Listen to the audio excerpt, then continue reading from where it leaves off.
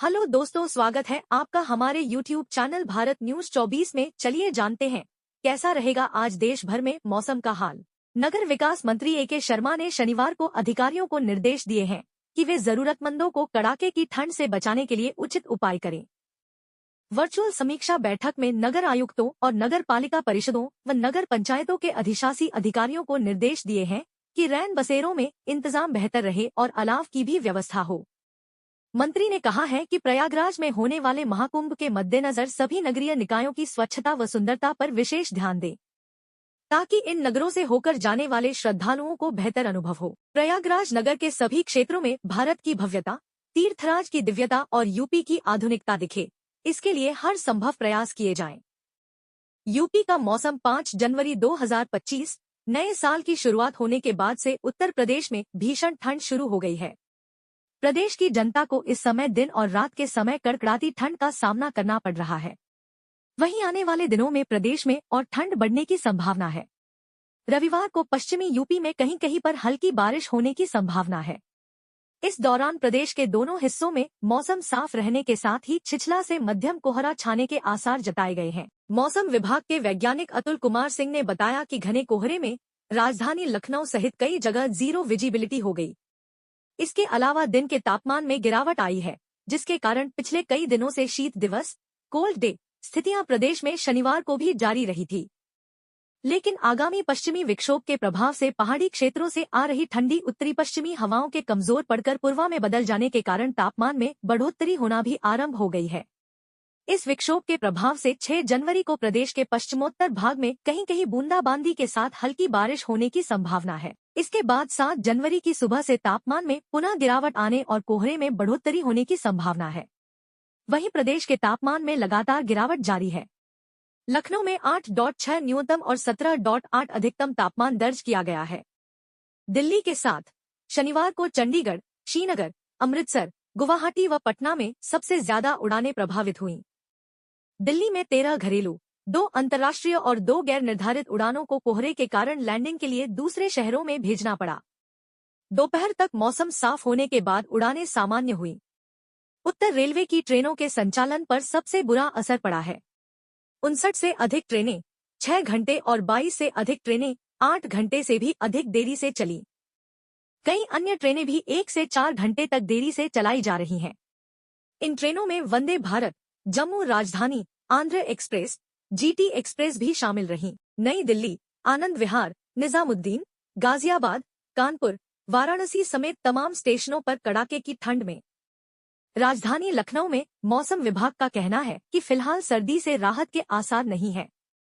गलन और ठिठुरन बढ़ेगी। रविवार शाम से सोमवार तक अधिकतम और न्यूनतम तापमान में फिर से गिरावट देखने को मिलेगी।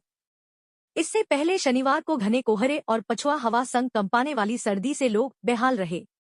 मौसम विभाग की ओर से शनिवार को भीषण सर्दी का अलर्ट रहा।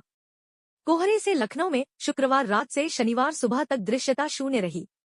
रात के पारे में 2 डिग्री की बढ़त रही, लेकिन गलन से राहत नहीं मिली। आंचलिक मौसम विज्ञान केंद्र के वैज्ञानिक अतुल कुमार सिंह के मुताबिक नए पश्चिमी विक्षोभ के सक्रिय होने से फिलहाल 2 दिनों के लिए लखनऊ में कोहरे के घनत्व में कमी आने व सर्दी से राहत मिलने के आसार हैं।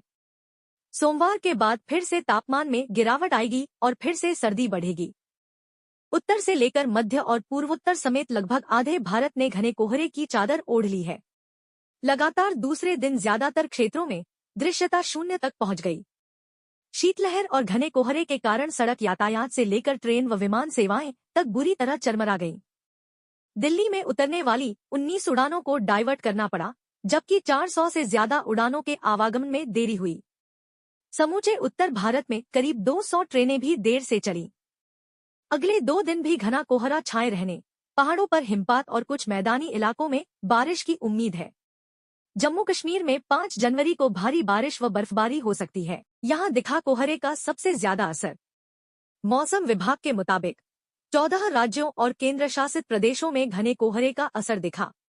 दिल्ली के पालम, सफदरजंग, जम्मू कश्मीर के श्रीनगर, हरियाणा के हिसार, पंजाब के पटियाला, अमृतसर, पठानकोट, चंडीगढ़, उत्तर प्रदेश के बरेली, झांसी, बहराइच, वाराणसी, आगरा, गाजियाबाद, लखनऊ, कानपुर, मध्य प्रदेश के ग्वालियर, राजस्थान के श्रीगंगानगर, बिहार के पूर्णिया, भागलपुर व असम के गुवाहाटी में घने कोहरे के कारण दृश्यता शून्य रही। उत्तराखंड, हिमाचल प्रदेश, ओडिशा और त्रिपुरा में कई जगहों पर दृश्यता 50 से 200 मीटर के बीच दर्ज की गई। दृश्यता कम होने से सड़कों पर वाहन रेंगते रहे और पटरियों पर ट्रेनों की रफ्तार थम गई। तय समय पर उड़ान भरने की विमानों की तैयारी भी धरी की धरी रह गई। घने कोहरे को देखते हुए इंडिगो एयरलाइंस ने अस्थायी तौर पर सुबह के समय अपने विमानों के आगमन प्रस्थान पर रोक लगा दी है। एयर इंडिया और इंडिगो ने यात्रियों को उड़ानों के समय की जानकारी लेने के बाद ही घर से निकलने की सलाह दी है। इंदिरा गांधी एयरपोर्ट से शुक्रवार को संचालित होने वाली 100 से ज्यादा विमान देरी का शिकार हुई। रनवे पर दृश्यता घटने की वजह से लो विजिबिलिटी प्रोसीजर लागू कर विमानों की आवाजाही कराई गई। इससे अन्य विमानों के संचालन में देरी हुई और यात्रियों को एयरपोर्ट के टर्मिनल पर विमानों के इंतजार में परेशान होना पड़ा। उधर रेलवे ट्रैक पर चलने वाली उत्तर भारत की 150 से अधिक ट्रेन देरी का शिकार हुई। इसमें दिल्ली पहुंचने वाली 41 से अधिक ट्रेन परिवर्तित समय से रवाना की गई। देरी से चलने वाली ट्रेन में मुख्य रूप से महाबोधि एक्सप्रेस 2 घंटे से अधिक, नई दिल्ली डिब्रूगढ़ 7 घंटे से अधिक, पूर्बिया एक्सप्रेस 4 घंटे से अधिक, विक्रमशिला 3 घंटे से अधिक देरी से संचालित हुई। अधिकारियों ने बताया कि कश्मीर घाटी के कुछ हिस्सों में घने कोहरे के कारण शनिवार को श्रीनगर हवाई अड्डे पर उड़ानों का परिचालन प्रभावित हुआ। उन्होंने बताया कि सुबह श्रीनगर समेत कश्मीर में कोहरे की मोटी चादर छाई रही। कोहरे के कारण खराब दृश्यता के कारण हवाई अड्डे पर परिचालन प्रभावित हुआ और सुबह की सभी उड़ानें काफी देर से उड़ी। उन्होंने बताया, श्रीनगर हवाई अड्डे पर खराब दृश्यता के कारण अब तक कोई उड़ान परिचालन नहीं हो पाया है। अगर आपने अभी तक हमारे इस चैनल को सब्सक्राइब नहीं किया है तो सब्सक्राइब कर लें। मौसम की हर अपडेट के लिए यूं ही देखते रहे हमारे YouTube चैनल भारत न्यूज 24 को। मिलते हैं अपनी नेक्स्ट वीडियो में एक नई अपडेट के साथ। तब तक के लिए जय हिंद, जय भारत।